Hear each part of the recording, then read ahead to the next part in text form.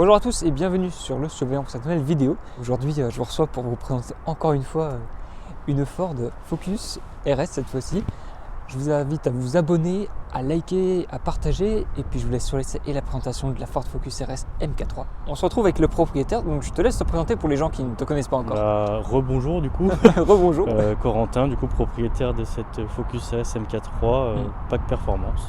Donc on va commencer par l'avant. Je te remercie pour l'opportunité du jour de nous ramener cette dernière version RS de la Focus. On va peut-être voir un petit peu déjà ce qui la différencie des autres Focus habituels au niveau des détails de la face avant. Donc je te laisse nous dire un petit peu, pour faire un petit rappel aux gens de ce qui change. Par rapport à une classique, on va dire, tu as le badge RS sur la face avant de toute façon, qui rappelle. La grosse bouche d'aération qui n'est pas là, enfin le design de la lame, etc. Voilà. Et donc une face avant qui est bien propre à la RS, même par rapport au ST, elle change un petit peu. Donc comme tu l'as dit, oui, le logo RS, la grande bouche, et puis la lame qui a un détail un petit peu... c'est du plastique, c'est du nid d'abeille un peu. C'est ça, oui. Voilà, qui rappelle les grilles qui sont là en fait. Oui, gris assez légère, assez racing, c'est sympathique. Je ne sais pas si vous le voyez bien, mais... Voilà, c'est vraiment très simple et ça renforce le côté agressif et sportif. Et puis ce grand bouclier qui vient de renforcer aussi l'agressivité de l'avant avec une petite entrée d'air ici. Voilà. Pour refroidir les freins. Pour les freins. Et l'optique avant qui reprend un peu le design classique. Mais c'est ça. Moi j'aime bien, c'est la phase 2 donc, de la Focus. Oui. Il n'y a pas eu de Focus RS phase 1 en MK3. Non. On peut parler peut-être de la couleur déjà, puisque oui, c'est vrai. elle est quand même assez jolie. Bon, on sait que Ford Perf c'est souvent en bleu. Oui. Et voilà, est-ce qu'elle a un nom? Est-ce qu'elle est propre à peut-être une version c'est le bleu nitrousse du coup. Ok. Donc elle est c'est la couleur de présentation de la voiture. Donc elle a été présentée comme ça. C'est une des plus entre guillemets recherchées, on va dire, entre guillemets. Oui, elle est assez iconique dans cette couleur. Voilà, c'est ça. C'est que les gens veulent une Subaru, c'est bleu, une Focus RS MK3 dans la tête des gens, c'est bleu. Enfin, voilà, quoi. C'est comme ça. Donc, c'est le bleu nitrousse. Au niveau coloris sur les Focus RS, il y en a 4 ou 5. Il y a le bleu, le blanc, le noir, un nardo. T'as un gris nardo comme ça, et après t'as un gris plus basique. Ok, ouais, d'accord. Voilà. Donc moi, savoir que je voulais du bleu. Enfin, ça s'est arrêté là. Je pense que c'est la plus sympa. Voilà. Ouais, puis si tu filmeras après, tu verras, mais il y a beaucoup de paillettes dans la peinture. Bon, on peut le filmer tout de suite. Mais ouais, je le vois. Tu le vois ici, là, il y a beaucoup de paillettes. Il y a plein de petites paillettes. Il y a des jolis reflets. Qu'on ne voit pas forcément à l'œil comme ça quand elle passe, mais dès que le soleil est dessus... Les phares fond noir, c'est aussi spécifique ou pas? Je ne peux pas te dire, je pense que oui. Ok. Mais, en tout cas, ça renforce aussi un peu la sportivité globale. Et puis on va pouvoir passer aussi sur les jantes que je vois badgé RS, la petite inscription sur le côté et puis au centre évidemment le logo en bleu avec les étriers Brembo. Donc je te laisse un peu nous détailler tout ça. Du coup c'est des jantes allégées, donc option chez Ford sur la Pack Performance. Donc t'as au niveau jantes, je crois qu'il y en avait 2, peut-être 3. Mais la plus connue, c'est, tu sais, avec tous les bâtons qui se collent là. Oui, je vois bien. Bâtons. Oui, comme un peu sur la MK2. Ouais, c'est ça. Ouais. T'as vraiment plein de bâtons. Elles sont en couleur gris anthracite un peu. Et après, ils ont sorti les noirs comme ça en allégé. Ok. Donc après, t'es sur du freinage Brembo 4 pistons. Plutôt endurant, ça va? La voiture est plus lourde que ses concurrents, tu sais, que ce soit la Cupra ou quoi que ce soit. Oui, comme 4 roues motrices. Ouais, c'est ça. Donc ça freine beaucoup moins fort que la Cupra. Après, la Cupra, c'est sur des freins RS3. Oui, vraiment. Ça freine beaucoup, mais ça marche quand même. Après, là, on est monté en Pagide. Vu que j'ai fait l'événement du Vercors Supercar et que tu sais, on était en route de colle, j'ai préféré tout mettre en Pagide. C'est un collègue à moi qui m'a dit de mettre ça, parce qu'il met ça sur les Porsche en rallye. D'accord. Donc, voilà. Ok. Et après, niveau pneus, du coup, Est-ce qu'il y a une monte privilégiée sur cette Non, RS? c'est la même monte que les Cupra, c'est la même monte, c'est du 235 19. Ok. Donc voilà, sur les 4 jantes, il n'y a pas de plus gros à l'arrière ou plus gros à l'avant. l'avant. T'es en Bridgestone. Ouais, Bridgestone. Hop. Et puis sur le côté, on a une petite jupe latérale sympa. On a surtout les garde-boue qui sont aussi siglés. C'est ça. Ça c'est RS. pas d'origine, hein. C'est un des seuls trucs qui a été rajouté. C'est accessoire sympa. C'est ça, accessoire rallye. typé rallye. Oui. Des chromages aussi. C'est d'origine, il me semble. Ok. Oui. Mais voilà. donc sur cette version. Après les rétros, comme ça fait partie de l'édition, c'est pour ça qu'ils sont en noir mat comme le toit et l'aileron, mais après on y reviendra après si tu veux. Hein. Oui, noir mat. Voilà. Donc sur les rétros, le toit et l'aileron aussi. Sachant que je t'ai pas dit, parce que j'y viens d'y penser, mais si tu regardes, elle est filmée en PPF sur tout l'avant. Ah oui. Donc elle a tout un PPF. Ça c'est d'origine ça. Non, c'est moi qui ça a été rajouté. Attends, parce que là le Focus il est en PLS. Ouais, là on voit la démarcation du... Ouais. Pour info, il y a les 2 bas de caisse qui sont en PPF, les 2 ailes avant, le capot et le pare-choc avant. Ouais. Et jusqu'au montant de porte ici, quoi, les 2 côtés. Donc t'es bien protégé pour... pour les cailloux et tout. Parce qu'en fait, t'as pas peur d'aller dans les petites routes de montagne. Et puis c'est surtout que je pense que l'ancien propriétaire a dû prendre des coups. Enfin, tu le vois, hein. Là il a pris un caillou. Et en fait, ça marque très vite la peinture. Ouais, d'accord. Et c'est très fin. Pour l'histoire, moi sur le capot, j'avais pris un caillou. J'avais un PPF avant, on me l'a enlevé, je sais pas d'où ça sort. Un jour j'ai ouvert le capot, j'ai dit il est où le PPF, il y est plus. Alors mystère de savoir où est-ce qu'il était. Et du coup j'ai pris un peu un caillou, j'ai lavé, la peinture elle s'est enlevée. Du coup on a refait le capot complet et on a remis un PPF par-dessus pour que ça soit propre. Là j'ai vu qu'il y avait aussi le freinage arrière, c'est quoi? C'est en 302 mm, un truc comme ça? Ouais, je peux pas te dire les tailles, je t'avoue. Voilà, donc aussi amélioré par rapport aux versions d'origine. Aux autres. Les bavettes encore, rajoutées. Oui, les petites bavettes. Donc et voilà. puis on voit déjà le côté de l'aileron. Je pense qu'en fait c'est la partie la plus impressionnante. On a l'habitude avec déjà la MK2 RS. Oui. Et là ils ont renforcé aussi l'ADN par l'ajout d'un vrai aileron avec l'inscription RS, donc pack perf, d'où la couleur noir mat. Ça. Donc en fait sur les packs performance ils sont en noir mat comme ça, donc avec le toit, les rétros et du coup le logo en bleu. Ouais. Donc voilà. Ouais, ça finit bien. Est-ce qu'il y a d'autres choses, enfin on en parlera peut-être tout à l'heure, mais pour vite fait faire un petit point sur le pack perf, est-ce qu'il y a d'autres choses aussi? Au niveau esthétique, les jantes du coup qui étaient pour le pack perf, tout ce que je viens de dire, l'aileron, les rétros, enfin la couleur spécifique. Et après tu verras à l'intérieur, tu as les Recaro qui ont le liseré bleu nitrousse sur tout le côté. Et à savoir que les packs performance par contre sont disponibles qu'en bleu. D'accord. Voilà. Okay. Si vous voyez une pack performance en noir, etc., normalement ça n'existe pas. Voilà, donc le logo RS à l'arrière. Le reste a été débadgé à part le logo Ford. Et puis surtout le diffuseur avec les 2 grosses sorties d'échappement. C'est ça. Donc d'origine, il y en a une, si tu regardes à gauche, je sais pas si tu le verras, mais il y a un clapet d'origine dedans. On le verra dedans. Donc tu le vois normalement. Hop. Si le focus veut bien se faire. Clapet d'origine dessus. D'accord. Là il y a un petit feu aussi. Il y a un feu, donc c'est d'origine aussi, c'est le feu anti-brouillard arrière. Donc qui fait un peu style feu F1. Ouais, c'est ça. Savoir que maladie, c'est pas vraiment une maladie parce que ça ne gêne pas forcément, mais il grille. Et si tu le prends chez Ford, c'est 300 balles. Ah oui, parce qu'il existe que. En fait, ils l'ont fait que pour cette voiture-là. D'accord. Donc c'est 300 ou 400 euros, je crois. Et pour un petit feu rond là. Voilà, et tu fais ça sur Autodoc, ça te coûte 50 balles. D'accord. Donc, globalement, une voiture qui est plutôt bien agressive, plutôt réussie esthétiquement, voilà. Mais je trouve qu'elle a une vraie présence. Elle dégage une ambiance qui est assez propre à. Oui, tu la reconnais quoi. Au domaine de l'ARS en fait, ce que j'aime bien aussi, c'est que par rapport, tu vois, autant tu vois chez Audi une S3 et RS3 tu peux la différencier, mais la différence est un peu plus discrète. Oui. Voilà. Chez même Ford, sur une S-Line et une S3. Tu vois. Chez Ford, quand tu vois une RS, tu sais que c'est une RS. Ouais, c'est radical. Mais c'est ce que je dis, tu vois, c'est ce que je t'ai dit avant la vidéo, c'est que c'est un peu la moins aimée de toutes les Ford entre guillemets, tu vois. Parce que forcément tu passes d'un 5 à un 4 cylindres. Oui, et puis celle-ci est une 4 roues motrices. 5 portes aussi. Oui, donc, voilà, 5 portes. Oui. Mais moi je trouve ça incroyable parce que forcément tu te dis ils ont réussi avec une version en fait finalement tout à fait d'origine de la Focus, même pas coupée, rien du tout, à faire un monstre quoi avec. Donc il y a ce côté où tu te dis je vais en rallye avec mes 5 portes. C'est ça, et puis après ça reste quand même une voiture qu'ils ont voulu faire pour entre guillemets tous les jours, parce que tu verras que c'est vachement raide quand même pour tous les jours. Tu fais 2 heures d'autoroute, tu t'arrêtes, parce que sinon laisse tomber. On se retrouve avec la présentation de l'intérieur de l'habitacle. Donc je vais vite fait passer un peu sur ce que je vois déjà de mon côté. Donc le seuil de porte RS et puis cette contreporte avec la petite baguette de carbone. C'est ça. Voilà, et les surpiqûres aussi sur la petite partie en cuir. Et puis pour le reste... Et le son Sony aussi, si tu veux. Oui, un petit Il est son. juste là au bout de la porte, tu vois. Voilà. Donc elle est équipée du son Sony. Oui, donc si on peut commencer par ça vite fait, est-ce que c'est spécifique à la perf ou Après en fait tu as la pack perf, tu sais, en France c'était la last edition. Et en fait Sony est dans la last edition et je crois que c'était une option pour les pack perf. D'accord. Du coup tu peux l'avoir en option ou pas.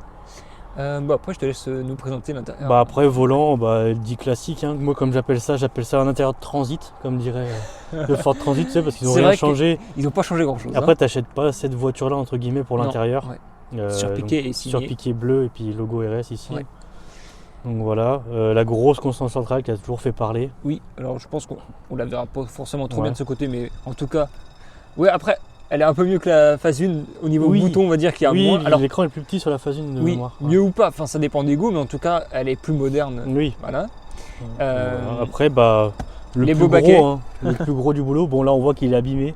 Ouais. À savoir que tu peux regarder sur le bon coin, il y en a une à vendre, elle a 21 000 km et il est abîmé aussi. Donc d'accord. J'essaie de trouver un cellier pour le refaire, que ça soit tout beau, tu vois. Donc là, du coup, la particularité de ces sièges et de l'édition perf, c'est tout ce que je te disais, le liseré bleu, bleu nitrousse sur toute la partie des sièges. Ouais. On a la signature RS. D'ailleurs, c'est assez similaire à ce qu'on retrouve sur une MK2 RS. Oui. Et évidemment la marque Recaro. Alors, qu'est-ce que tu peux dire, parce qu'on a une finition cuir Alcantara, qu'est-ce que tu peux dire sur l'utilisation, le confort de ces sièges voilà. Alors c'est confortable, c'est confortable, non. Ça maintient bien, ça reste quand même confort. Quand je l'ai acheté, je m'attendais vraiment à ce que ça soit une planche de pain, tu vois. Et comparé à...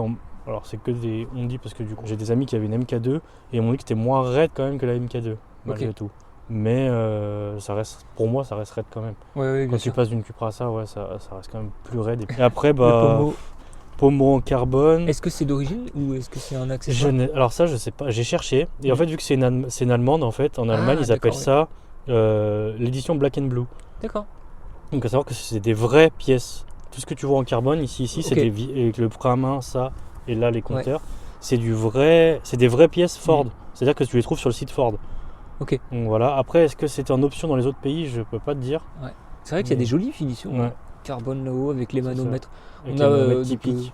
Les pressions et températures, huile et donc moteur, tout ça. C'est ça. Donc c'est des petites pièces un peu particulières. C'est ça. Voilà. Après, est-ce que ça a été... Je pense en France, pour moi, ça n'existe pas. C'est quasi sûr à on va dire 98%. Par contre, en Allemagne, je ne sais pas si l'option existait, mais par contre, tu peux toujours le rajouter parce que c'est disponible chez Ford. Tu peux les commander chez Ford. Excellent. Bon, ça coûte cher, mais je crois que le pommeau, c'est 300 balles, un truc comme ça. Mais bon, voilà. C'est du vrai. Tu peux y rajouter. Oui, je crois. J'espère. Parce que... Et puis, on peut finir par... les compteurs avec les aiguilles bleues, enfin du coup, le fond bleu. Ouais, donc gradé jusqu'à 300, histoire de donner un peu de marge. Et le petit logo RS qui vient de s'allumer sur le compteur de vitesse. Et qui s'allume là aussi. Ok. Voilà. Qui s'allume sur l'écran aussi. Voilà, avec le fond un peu en nid d'abeille. Bon, c'est vrai qu'il y a normalement il y a performance, mais là j'ai coupé parce que sinon la voiture elle crie. Voilà. Après, on fond sur les petits manos là-haut là. C'est ça. Après, tout est surpiqué bleu. Surpiqûre. Ici, que ce soit la couleur centrale. Ouais. Petit rangement pareil. Ouais, rangement, sachant que tu peux choisir, tu vois, si tu as une Monster ou une bouteille, tu peux décaler, c'est marrant. Ok, super. Tu peux décaler tes deux. Oui, ça reste une focus pratique. Oui, voilà, ça reste habituel. Voilà. Tout le ciel de toit est noir. Voilà. On peut finir par le petit coup de personnalisation. Oui, les tapis. Voilà, les tapis. Donc avec le début de ton Insta, puis le petit logo RS, drapeau français, et puis surpiqûre blanche sur les détails bleus. Voilà. Donc voilà, évidemment c'est personnalisé pour la tienne. Voilà. Les tapis d'origine, je les ai encore, etc. Ce que je disais, c'est son noir avec des surpiqûres bleues. Donc là, ça personnalise un peu plus. Puis au moins, le jour où tu la revends, tu as les tapis qui sont tout propres, tout neufs. Et pour la banquette arrière, pour les 2 ou 3 places arrière. Celle du milieu est un peu plus étroite, mais elle est siglée Recaro. C'est magnifique, hein. Ça ressort bien en plus à l'image, avec des surpiqûres bien présentes. Sellerie, cuir et Alcantara comme à l'avant. Toujours les tapis perso à l'arrière. Oui, mais ils sont dans un bel état, voilà. Et on voit aussi l'arrière, donc des baquets qui sont troués. En fait, tu peux limite ajouter des harnais comme ça. Oui, je pense que si tu enlèves la banquette arrière et que tu mets une barre, tu peux mettre des harnais. On va passer au coffre vite fait pour vous montrer un petit peu. Alors par rapport à la Cupra qu'on a filmée il y a Il y a 2 2 semaines. semaines, on Il est a vraiment moins pas d'espace. grand, ouais. Voilà. En fait, c'est dû aux 4 roues motrices déjà. Forcément, oui, Et il y a en le pont dessous, derrière. En dessous, si tu regardes, en gros, attends, je vais enlever la caisse.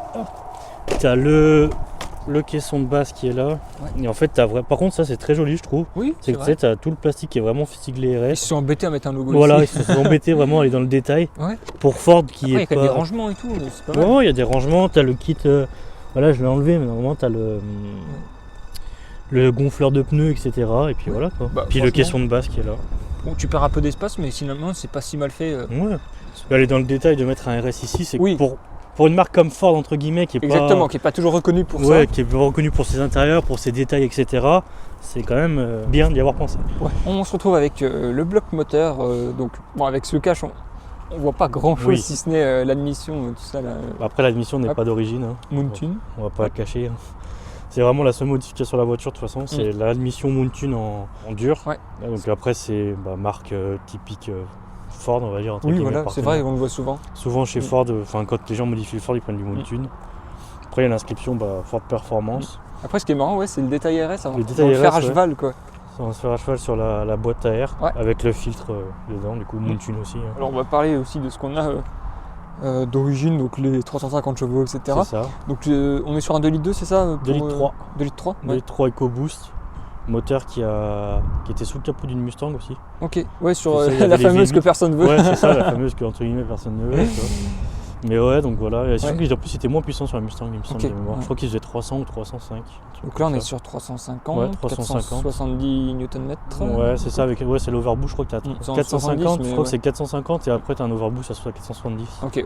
Donc voilà. Euh, Et après, qu'est-ce 4 roues motrices. Qu'est-ce qu'on peut dire sinon après globalement sur le moteur et il y a d'autres choses. Est-ce qu'il y a d'autres choses qui ont été Non. modifiées? Non. Il n'y a rien qui a été. Il y a vraiment que l'admission. Est-ce que c'est globalement facile à entretenir Oui. Ouais. Au niveau entretien, Fiable, fiable, j'ai pas eu un problème. Bah tant Les- mieux. enfin, en gros, si les gros problèmes, si on prend la Focus RS en général, on parle pas de la PAC Perf, il y a les problèmes de joint de culasse. Ok. Sur tout ce qui est de 2015, je crois, à 2017. C'est pour ça aussi qu'elle n'a pas été beaucoup aimée. Parce qu'il y a eu que des rappels de joint de culasse. Ah oui. Mince. En fait, toutes les voitures faisaient le joint de culasse, etc. Donc c'était connu par Ford, c'était pris en charge par Ford, c'était réglé par Ford. Hein. Oui. Là-dessus, au moins, c'est pas comme certains constructeurs, tu sais, qui font ferment les yeux. Sauf qu'à partir de fin 2017, il n'y a plus de problème. Donc celle-là, elle n'a pas eu besoin de rappel, parce que vu que c'est une 2018 et une Ok. PAC Perf, elles n'ont pas le problème de joint de culasse. Et après, au niveau d'autres problèmes connus, il y a le clapet qui peut se gripper sur certains modèles. Mhm. Ça dépend. Moi, je sais que j'ai eu entre guillemets de la chance, là, il n'est pas grippé. Ok. Donc voilà. Et puis après, Globalement ça va. globalement, c'est fiable et c'est pas cher. Enfin, c'est pas hyper cher pour une sportive. Ouais. Donc là, tu vois, j'ai la grosse révision l'année prochaine. Ils font, comme toutes les marques, ils font un forfait de toute façon maintenant. Et là, c'est 490 € avec les bougies, et, la vidange, etc., les filtres. Oui. Ça reste raisonnable pour une sportive. Pour une grosse révision, Ford, c'est pas mal. ouais. Hein. Oui. Bah écoute, c'est plutôt satisfaisant de voir Ouais. qu'on peut en profiter sans trop se prendre la tête, voilà. C'est ça. Et puis on va pouvoir aller ensuite sur route expérimenter un petit peu tout ça. Allez.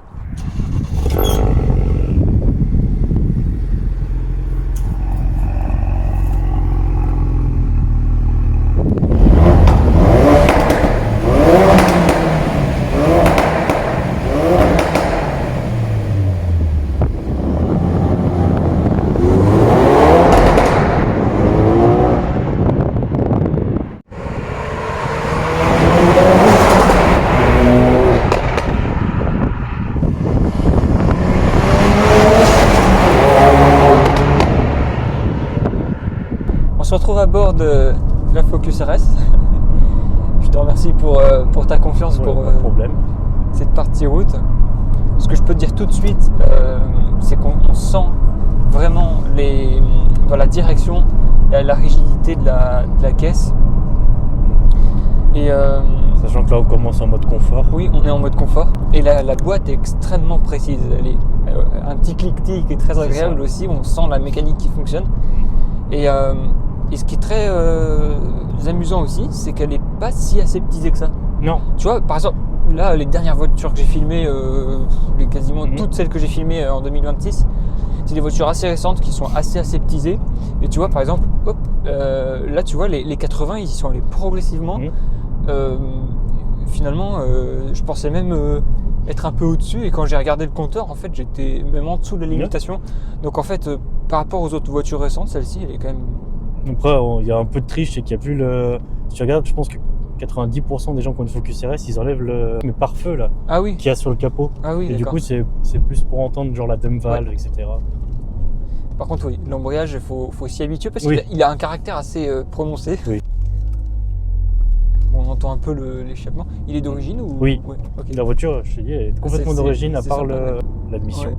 Et le moteur, il se comporte de façon très douce à l'utilisation au quotidien. Au niveau moteur, en fait, tu sens que ça peut être un daily. Après, dans la direction, tu sens que c'est pas du tout un daily. Non. Parce que franchement, elle est très lourde, donc puis très précise. Donc, en fait, voilà, elle est pas là pour faire dans la dentelle. Hein. Après, c'est au niveau daily, c'est que ça consomme un peu par rapport à une Cupra. C'est toujours la base, on va dire la référence, c'est toujours la Cupra. Entre guillemets, oui, mais c'est le plus daily que je connais. C'est un peu ça, ouais. Et en vrai, là, t'es entre, on va dire 11 litres 5 et 12 litres, quoi. D'accord, ouais. En conso. Par Après, contre, t'as une boîte 6 quand même. Voilà. Et sur autoroute, c'est hyper. Ça aime pas du tout l'autoroute. Hein. Moi, je le ressens, j'aime pas trop prendre l'autoroute avec.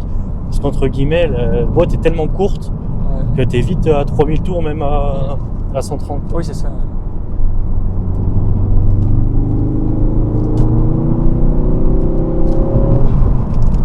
Ah, on a entendu l'admission. La petite admission faire son turbo. Là, je prends mes marques petit à petit. On est encore en mode confort, mais là, tu vois, j'ai mis quand même une accélération pas trop mal. Et en fait, cette voiture, je la trouve beaucoup plus abordable en fait que la précédente génération. Okay. Alors, la MK2, tu sais, elle est là pour te mettre dans la sauce. Oui. Tu vois. Celle-ci, quand même, a un poil plus civilisé.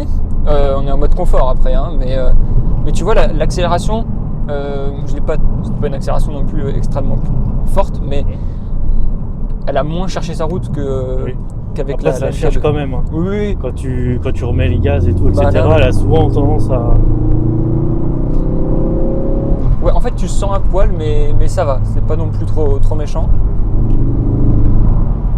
La suspension est pas mal.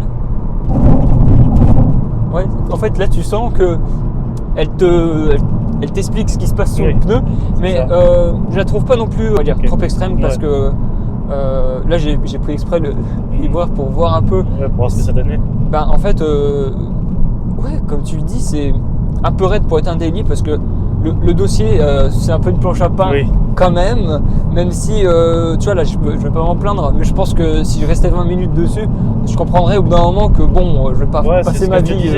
En gros, tu peux faire 2 heures d'autoroute avec ou 2 heures de trajet, il n'y a pas de problème, mais il faut quand même faire une pause au bout d'un moment, si ça devient raide avec le temps. Oui, je confirme. Là où la Cupra, où tu étais dedans et tu restes dans la voiture et tu peux faire les 5 heures de route, pas de problème. Là, c'est un peu plus raide. Mais elle est pas comme je le pensais, tu vois. Okay. Je pense que le mode sport me permettra de mieux comprendre encore, mais je m'attendais à un truc encore plus radical et tu sais qu'elle allait pas vraiment me faire cadeau, tu vois. Oui. Et là, je la trouve beaucoup plus... Alors, ça se rejoint avec la MK2, j'allais dire que je la trouve plus facile à prendre en main que d'autres voitures que j'ai pu tester. Okay. Mais c'est surtout plus facile par rapport à l'idée que je me fais de la voiture. Oui. Et la MK2, en fait, elle est aussi facile à prendre en main, mais dès que tu pousses, tu es obligé de beaucoup plus t'accrocher. Alors là, je sais pas si le mode sport va changer quelque chose, mais quand j'ai mis gaz là, c'était moins exigeant, on va dire, moins brutal, mais en même temps peut-être plus exploitable aussi. Oui, et puis tu as les 4 roues motrices aussi qui jouent. Et ça, tu vois, c'est drôle parce que je l'ai pas senti. Ok. Et j'ai pas la...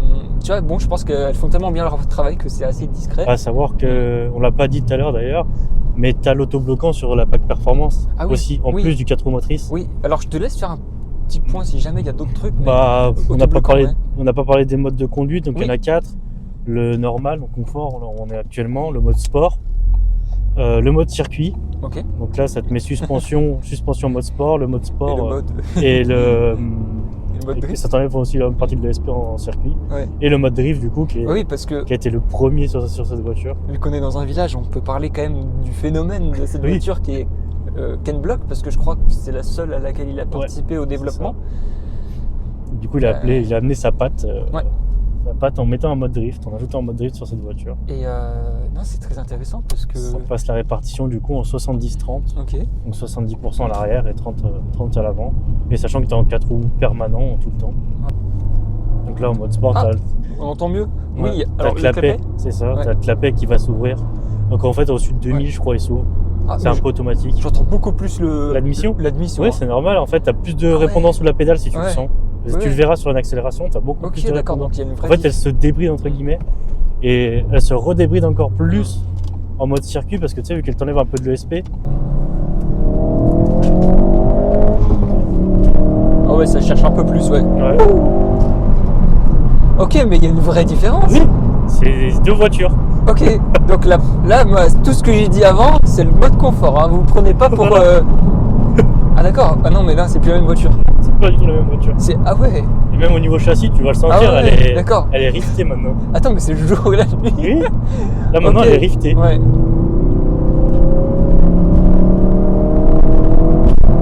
Attends, heureusement qu'il y a 4 roues motrices. Hein. Ah oui.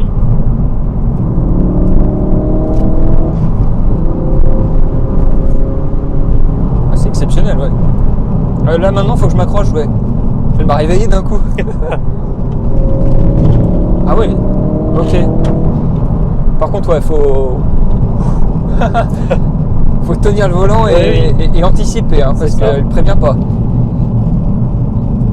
Ah ouais, non, c'est plus la même voiture là.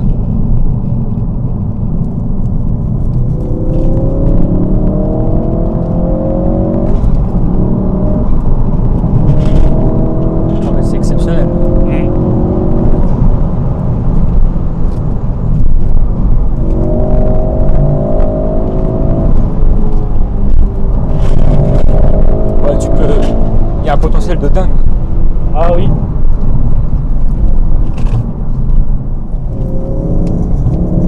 Oh, à l'arrière il joue un petit peu quand même. Oui, derrière se place et tout, c'est marrant.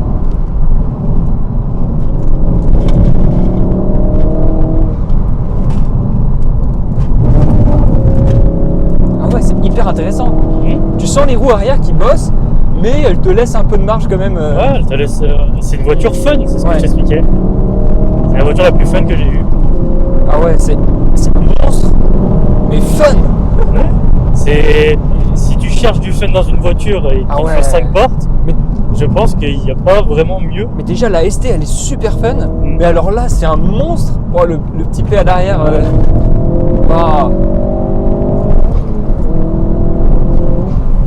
Punaise, elle te trimballe. Ah oui. Elle en a rien à cirer. Oui, c'est le jour et la nuit. Attends, mais je m'y attendais pas. Ah oui. C'est quoi cette voiture? Waouh. Attends, parce que là, déjà moi quand j'ai tapé dedans là, juste au moment où on avait mis mode sport et tout. Ah ouais, non, j'ai tout ce que j'ai dit avant. Bon, bah vous le prenez pour le mode confort, et là je vais dire autre chose là. Si tu veux une anecdote, quand j'ai fait le Vercors, j'étais avec quelqu'un qui aimait pas, qui avait jamais fait de voiture sportive. Wow. Et pareil, j'étais en mode confort parce que tu sais, on fait un petit convoi avant d'arriver. Oui. Et j'accélère juste un petit peu pour rattraper le convoi. Il me dit ah ouais, ça marche bien. Hein. Et je le regarde, je lui dis mais vous savez monsieur, c'est rien. Enfin, il y a vraiment, il y a rien. Attends, mais tu sais que là, elle est en train de rattraper la RGR dans mon classement de voitures qui me laisse un peu essoufflé là. Ah ouais? À ce point-là? Ouais. Ouais, non, parce que là, comment t'expliquer? Après, c'est un peu. Les RGR, c'est vraiment, je pense, un beaucoup plus petit karting, tu vois. Il y a RGR, en fait, tu sens que c'est une voiture de course pour la route. Mais là, ouais. Je crois que c'est un peu le cas aussi. Non, mais c'est un truc de dingue. Mais la ressource du moteur. Ah oui.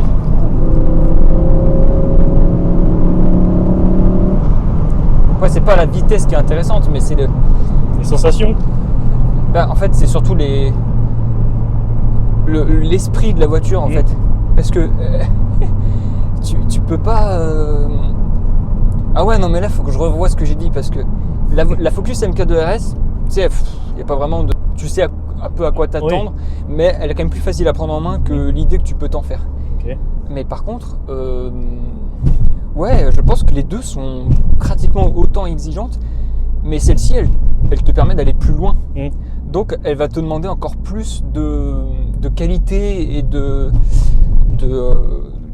ressources au niveau de la conduite, qui s'apparente plus à du pilotage à ce moment-là, mais on va dire la MK2 RS, il y a un moment donné où le passage de la puissance au sol va atteindre un peu sa limite. Alors là, en fait, tu atteins peut-être plus ta limite avant que la voiture sature, même si tu vois bien qu'il faut tenir le volant. Mais c'est ça, mais après c'est en gros, je pense que c'est une voiture où ça va être difficile de te faire peur entre guillemets, mais le jour où tu te fais peur, je pense que c'est. Elle est déjà un peu intimidante, je trouve, tu vois, parce que en fait, il y a les 4 roues, puis elle te dit oui, mais si je veux partir, je peux quand même. Oui, c'est en fait t'as le qui joue un peu, donc c'est ce qui fait qu'aussi c'est bien fait, et c'est moins Audi RS3, ce que je veux dire. Parce que vraiment le RS3 est un TGV, et là c'est un peu moins RS3, c'est un peu plus joueur. Machin, etc. Elle m'a fait perdre mes repères parce que là. Là, t'as 2 voitures. Quand tu passes le mode sport, et encore, t'as pas le mode circuit. Le mode circuit, ça te coupe encore des aides. Et du coup, t'as encore plus de poussée, on va dire. C'est-à-dire que tu sais, elle t'enlève sur l'autobloquant, elle t'enlève un peu plus de correction, etc. Donc, du coup, t'as plus de puissance. Ah, mais là, ok. Non, mais il faut te remettre, en fait, faut te recalibrer parce qu'elle te fait perdre tes repères. Parce qu'en fait, moi, c'est surtout autant je pense j'aurais pris en mode sport tout de suite, tu vois, mais il y a l'effet de surprise qui est gigantesque. Oui, et c'est ce qui est fun dans cette voiture. Mais je pense qu'en fait tu trimbales quelqu'un discrètement, tu passes le mode sport, et là il fait une syncope, hein. Ah non, mais c'est exceptionnel, franchement. C'est ce que j'expliquais, c'est ce que j'ai dit et ce que je dis à tout le monde, c'est que on cherche tous une voiture par rapport à notre utilité, tu vois. Oui. Et moi, je cherchais, après avoir eu les Cupra qui est super en daily, etc., où tu peux t'amuser aussi, il n'y a pas de souci. Mais je voulais un truc fun, et j'avais jamais essayé, et j'ai essayé ça, et en fait, c'est pour ça que je la garde depuis tout ce temps. C'est juste que à chaque fois que tu montes dedans, tu reprends un fun à chaque fois, et une claque. Une claque surtout. Et c'est ce que j'expliquais sur les détails, c'est la synchro de boîte hyper courte et impressionnante. Même le bruit, tu entends juste les clics. En fait, tu peux pas l'expliquer comme ça à la vidéo, mais quand tu passes tes rapports, tu sens les clics. Vraiment, genre en mode. Tu sens la mécanique, c'est ce que tu disais. En fait, c'est une voiture qui est faite pour être pilotée. Je crois qu'il n'y a pas d'autre mot parce qu'elle est vraiment agréable. Bon, il y a des petits détails qui sont très sympathiques comme le carbone, les sièges, etc. Parce qu'il faut la vendre, la voiture. Mais en fait, la vraie utilité qu'elle a, c'est vraiment d'être ultra performante. Parce que.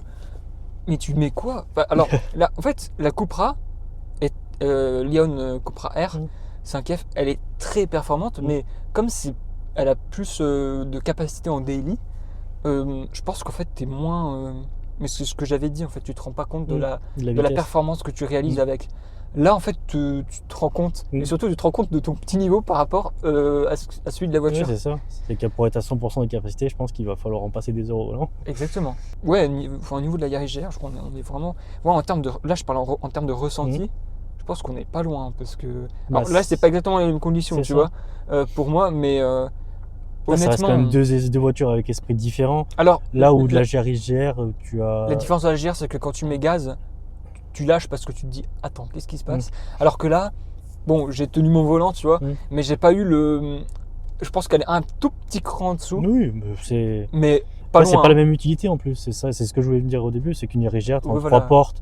Enfin, c'est vraiment un karting. De toute façon, c'est juste pour l'homologation rallye. Oui, puis c'est un karting, c'est fait pour. Là, il y a quand même un. Mais en fait, pour une voiture plus grosse aussi, on l'a pas dit, mais c'est une tonne 5, je crois. Même plus, je crois qu'elle est à 6. Mais franchement, tu sens rien. Et par contre, ouais, il faut être bien réveillé. Mais le Focus RS, c'est une histoire de concentration et d'exigence de la part de la voiture. Hein. Donc, bon, je crois que peut-être que mes réactions ont parlé plus que mon vocabulaire, mais je crois que le fin mot de l'histoire, c'est performance, parce que là, il y a un niveau où en fait elle t'emmène très très loin. Le petit shifter, je sais pas si tu l'as vu, le shifter RS qui clignote quand tu arrives en. J'ai rien vu. Ouais, t'as pas eu le temps. Il faut se concentrer, c'est ça. J'ai absolument rien vu. C'est un petit détail que tu as dans ici là. Ok. En fait, tu as un logo RS en orange qui s'allume, plus tu approches de la zone rouge, et puis en fait il s'allume et claque après il clignote quand tu arrives au retour. J'ai rien vu. Donc voilà. Bon, en tout cas, merci beaucoup. Non, de rien. Et merci pour la belle expérience. Il n'y a pas de souci. Et ouais, je me dis de toute façon, il aurait été très compliqué de faire mieux avec une MK4 parce que là. Là on a un niveau, c'est exceptionnel. Puis bon, l'aspect un peu typé rallye dont je parle souvent quand on parle des Focus RS, on le ressent aussi là, c'est-à-dire que c'est une arme, mais ouais, une arme je pense qui est aussi polyvalente pour un usage rallye que circuit je pense, mais bon voilà, ça pourra peut-être se tester un autre jour dans quelques années, je sais pas, mais merci beaucoup et puis on va finir par la conclusion. On se retrouve pour conclure cette vidéo, donc je tiens à vous remercier pour votre visionnage. Je tiens surtout à remercier le propriétaire de m'avoir permis aujourd'hui de vous présenter le dernier opus de la Ford Focus RS. Donc c'est une des dernières voitures marquantes de notre génération. Je trouve que malgré le côté un peu mal aimé, elle a beaucoup de qualité. J'espère que vous aurez apprécié la découvrir et que vous aurez pu apprendre certaines choses. Je vous invite à vous abonner, à liker, à partager. Je vous laisse aussi profiter des prochaines vidéos et surtout, je vous dis, portez-vous bien.